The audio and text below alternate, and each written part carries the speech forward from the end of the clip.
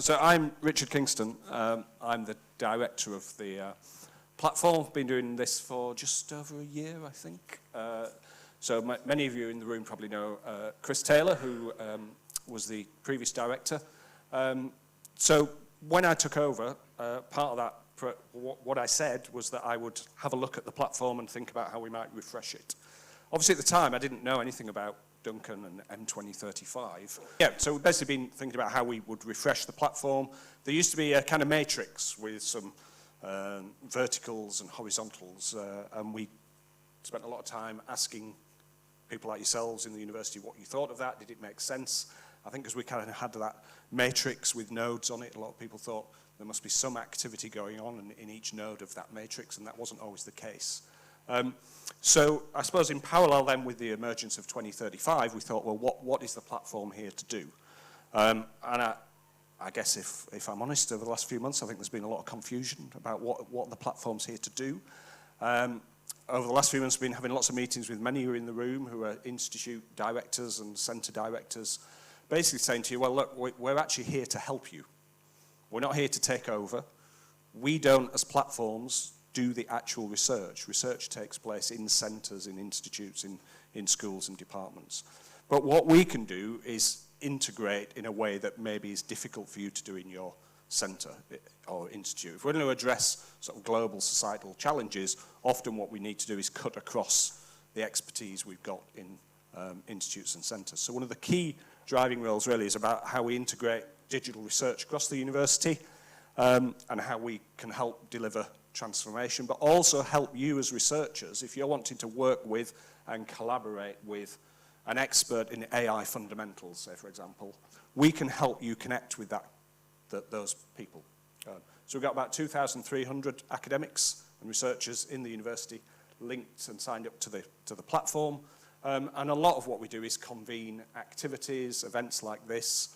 You're going to hear from some of our speakers a bit later on who've benefited from this. There was one recently looking at how you can store data on synthetic DNA. But that's the sort of thing we can do. You know, you might see a call coming out from UKRI, maybe it's from the European Commission, and you might look at that and think, well, I have no idea how to find that expert who's, you know, the leading person in machine learning or large language models. We can bring you together in the room, run an event where you can then start thinking about how you put in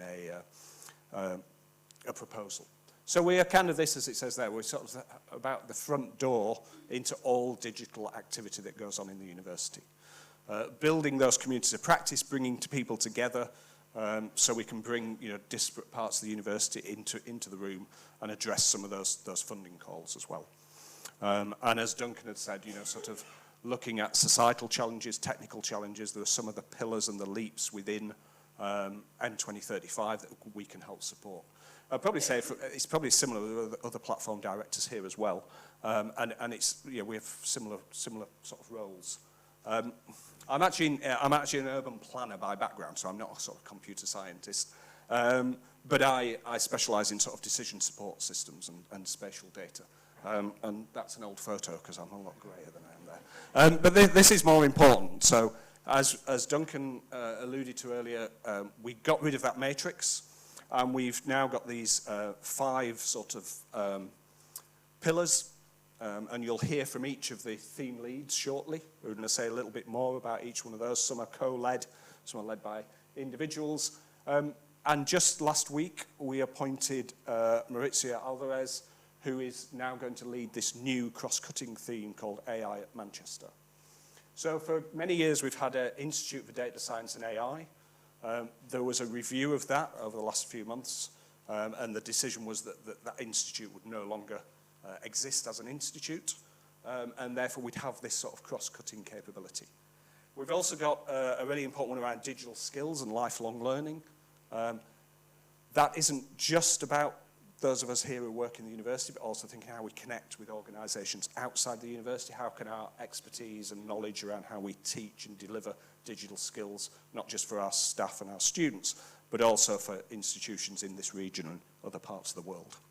And a key focus of the platform is really these 2 bullet points here. So, you know, focusing on how can we respond to these large calls from UKRI and other funders.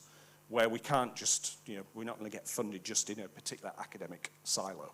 To some of these multi-million-pound calls that we want to attract more of that kind of funding here requires us to work and cut across disciplines. So we are here to enable you to do that. So if you hear something from either a theme lead or you're not quite sure it fits, but you're aware of something about you, we can help convene an event where we get you in the room. That could be 3 people, it could be 30 people, but get you talking about how you can start drafting and putting in that proposal.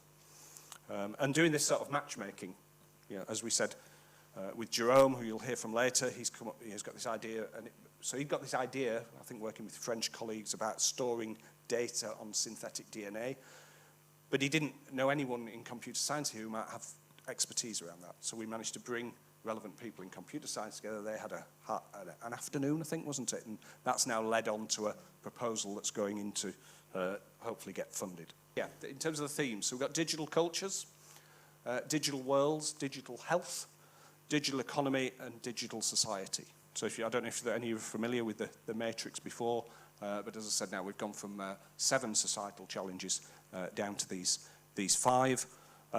We also, I think an important thing is we do work with the other platforms as well.